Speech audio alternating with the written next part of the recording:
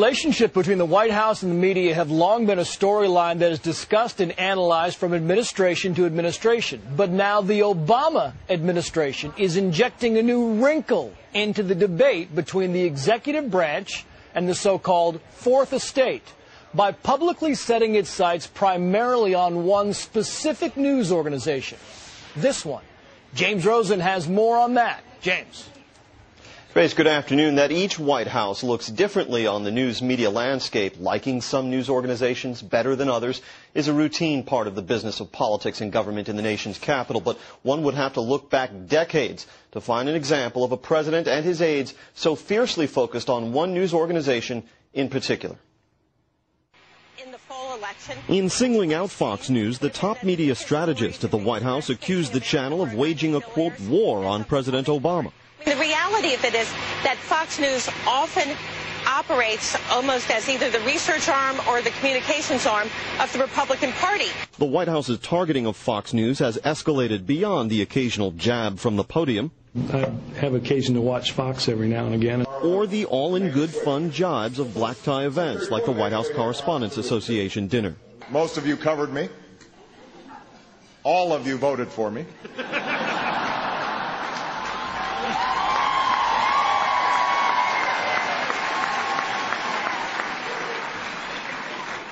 Apologies to the Fox table. Where are they? Now a White House blog site paid for with taxpayer money describes how, quote, Fox lies. Behind the scenes, the White House since last August has barred Fox News Sunday from getting any administration officials as guests. And when President Obama himself appeared on an unprecedented 5 Sunday talk shows on one morning last month, he too declined to appear on Fox News Sunday. On that day, anchor Chris Wallace instead interviewed 3 CEOs about job creation in the sluggish economy. Shortly thereafter, an informal meeting over coffee was held in New York between the Fox News chairman and CEO Roger Ailes and top Obama political advisor David Axelrod. And if that was an attempt at détente, Anita Dunn's quotes are going to, shall we say, blow up any peace talks. Will President Obama appear on Fox News again, let's say, this year? Obviously, he'll go on Fox because he engages with ideological opponents, and he has done that before. He will do it again. I can't give you a date because, frankly, I can't give you dates for anybody else right now. What Dunn chose not to mention is that several days earlier, one of her own aides formally notified Fox News that none of the news programs that had requested interviews with the president, including America's Newsroom with Bill Hemmer and Megyn Kelly, Special Report with Bret Baier, or Fox News Sunday with Chris Wallace, would receive one anytime this year. This order to freeze out a leading news organization is similar to those that President Nixon infamously directed at the New York Times. And in this case, too, the chief executive appears keenly attuned.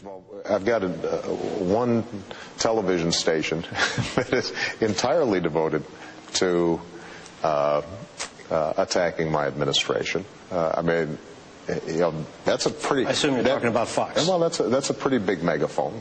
In a typical 24-hour stretch, Fox News broadcasts a full day's worth of straight news coverage, followed in the evening by a series of opinion shows, some of which are occasionally harsh in their criticism of Mr. Obama. Stand up! And which other times take the opposite point of view.